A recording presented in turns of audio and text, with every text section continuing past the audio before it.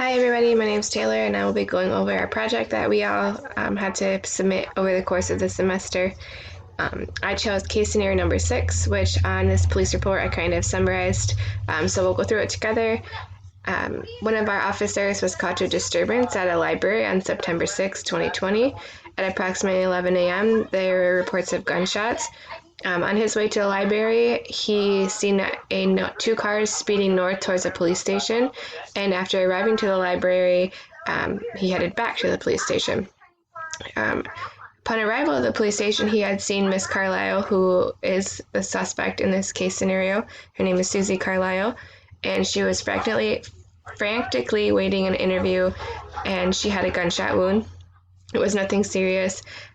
He took her aside and got her statement. Now, Miss Carlisle stated that she had been sitting in her car when she was shot at, and she was sitting outside of the library. She identified the suspect as Mr. Fleming, who was recently let go from his job and was upset that she was going to be taking over his position. He tried to open the car, talk to her a little bit. Things got violent, and then ended up shooting her. There was some, he hit her. A couple other things. Miss Carlisle had bruising and cuts on her left arm, and her jacket was ripped, and then he proceeded to shoot her in the arm, and then he fled the scene. She drove straight to the police station and said that the black Ford Escape that was following her and getting extremely close to her car was, in fact, Mr. Fleming. So she was able to positively identify the suspect in this case scenario, which pretty much made it easier, but at the same time, we still had to prove that it was Mr. Fleming that shot her and not just word of mouth. On the police report, we were able to talk about Susie Carlisle a little bit more in depth and see, who she was, her height, date of birth, address, phone number, all that stuff, physical descriptions of Susie Carlisle. And same with Mr. Fleming. On the suspect report, we were able to get a good indication of who he is and what he looks like. Sorry if my computer can, there we go. George Fleming was born 11/4 of 78, 5'9", brown hair, brown eyes, slender build, not super big. He was wearing dark green button-up shirt, khaki pants, and white shoes at the time of the crime. It was also identified that his car was the black Ford Escape.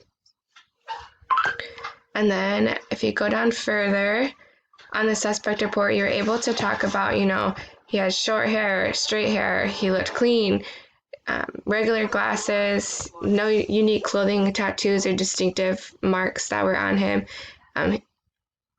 We did know that he had a firearm on him. It was unknown what kind of gun it was, so I clicked unknown weapon feature, but I also selected handgun, just because I kind of thought that those two fit the most. One thing that I would also like to address in this was the interview that we did, and I had a great partner. We were able to talk and discuss, and I think that was really awesome. So while interviewing Mr. Fleming, we chose to just ask about his work and his job and why he was upset, why he was at the library that day. How did he know that she was going to be at the library that day? Where did he get the gun? Why did he use the gun? I wanted him to explain to me what happened at the car that led up to him shooting. Did he try to talk to her? Did he, go there with the intention to kill her? So with our interview techniques, we wanted to be clear and concise with him and try to just point out the flaws in his story in case he was lying about what he was doing and why he was there. Let me scroll down.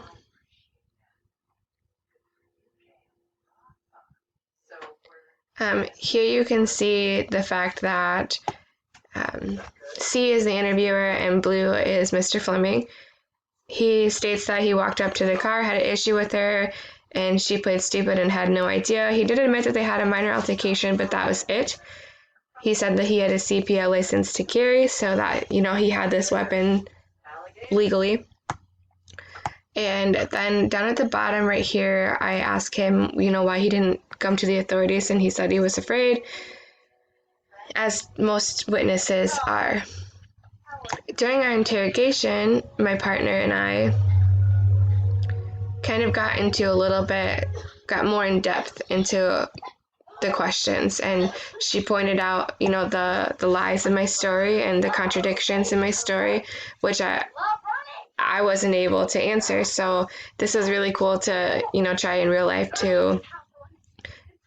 time, try to justify, what's going on and why you lied about something, or even if you remember if you lied about it.